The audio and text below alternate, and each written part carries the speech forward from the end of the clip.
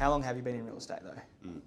So I've just celebrated my 9th year anniversary here at McGrath at Hornsby. McGrath's the only company I've ever worked for. Sure. So I came from outside real estate into real estate courtesy of McGrath Hornsby. Okay. Tell us about your training that you did beforehand. You were doing like the McGrath Academy, right? Yeah, so soon after I joined McGrath, the principal, Mark Sard, essentially, I'd been working in local government before that. Yep. He approached me, asked me to, asked if I'd ever thought of working in real estate. I had. Yep.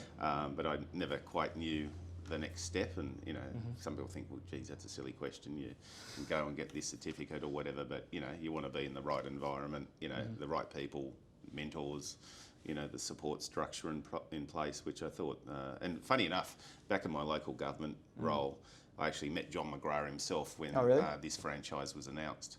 So they opened up the Hornsby franchise, and we're now a bit over 11 years strong. How good, and you've been here for 10. Yeah, and I've been here for 10. And what's the areas you look after?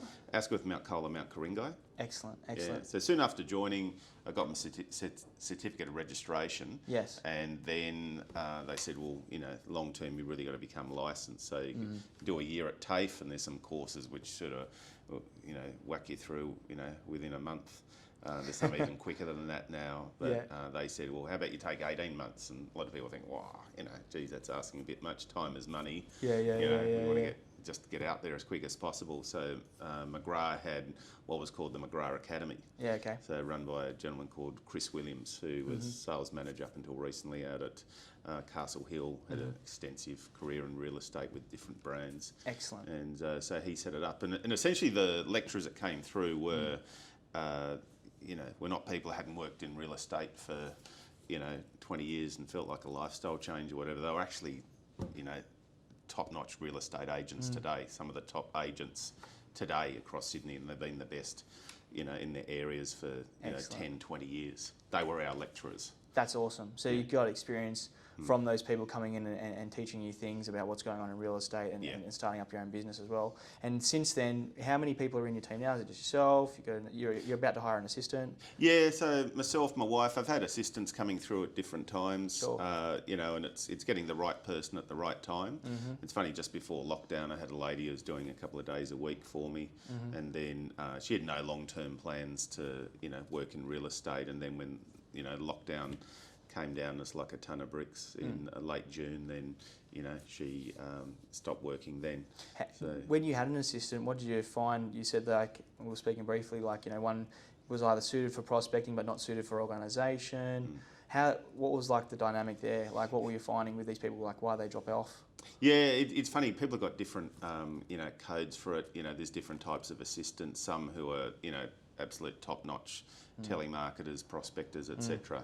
And that's great, and I've had one of those before, but then often you need an organiser, someone, because the more time we do either with face-to-face meetings with clients, with prospecting, with, getting on the phones ourselves, the more time we do that, then, there's someone else arranging the organising, even it's the paperwork, just being able to get forms filled out, follow up, organise photo shoots, liaise with other members of the staff, getting, say a rental appraisal from the rental team. Yeah, sure. Just making a phone call to solicitors, to... all that sort of back-end operation all that back-end stuff, yeah. And good agents will have someone to do that, but there's often never quite enough of that. Yeah. Often it's a very rare mix. You need someone who's good at the organising, but also the prospecting. Where K2X has come in is that, we've got top-notch phone prospectors at the ready. We can have into action. So if we've just got a suburb record, we've got a new listing, we've got some great news, a new initiative, we can get K2X to come in and smash our whole BDA in like a day. What would otherwise take me the best part of 2 weeks, if not more, to do. So is that what you usually use K2X for? Definitely. Yeah. What is the services you use? RP data, I'm pretty sure, and we'll go through the suburbs. But yeah, so RP data we use, I specialise in Asquith, Mount Colah, Mount Coringai. Yes. And and it's like, we've worked on the basis of 2-3 times a year, to target certain areas, certain times, or the whole BDA. And particularly with COVID lockdown, I mean, we couldn't go out and do door knocking. I heard someone went out and went door knocking and some almighty abuse from certain people, you know. So it certainly wasn't going to be me. Sure. You know, there was a bit of stuff that went out, but people worried about whether within COVID lockdown they could even go out letterboxing.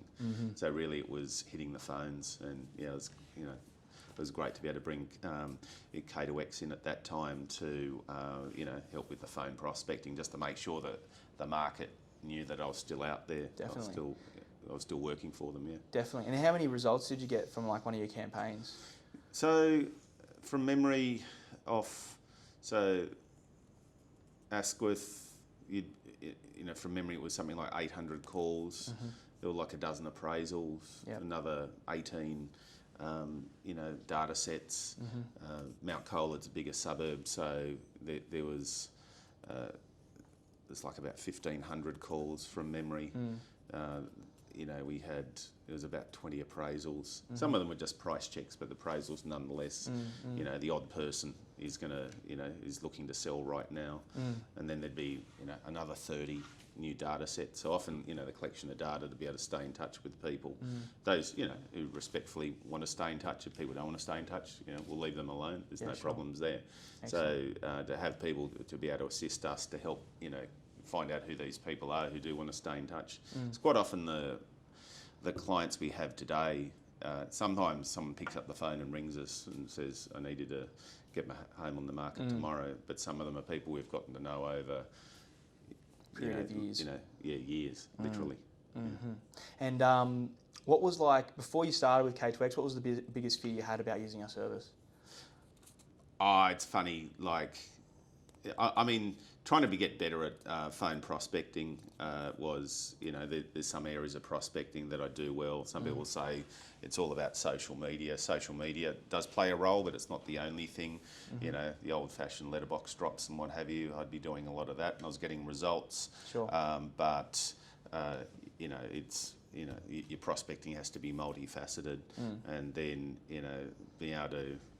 I was always trying to be getting better on the phones with the phone prospecting and the like. Have K2X with top-notch phone prospectors there on the the press of a button. But was there any, like, pain point? Not skip pain point. I hate that word. Yeah. But, like, say, was there any, like, fear that you had about maybe us calling for you before we called? Was there anything that went through your head before you started using our service as a new client? Anything at all? It doesn't need to be. No, I wasn't worried about that. I mean, you know, I thought, what harm can it do? It's first time. Love it. They're local people. You know, they're talking our language, our lingo, and everyone's from you know, Australia. and I feel that they've, you know, connect well to people straight away.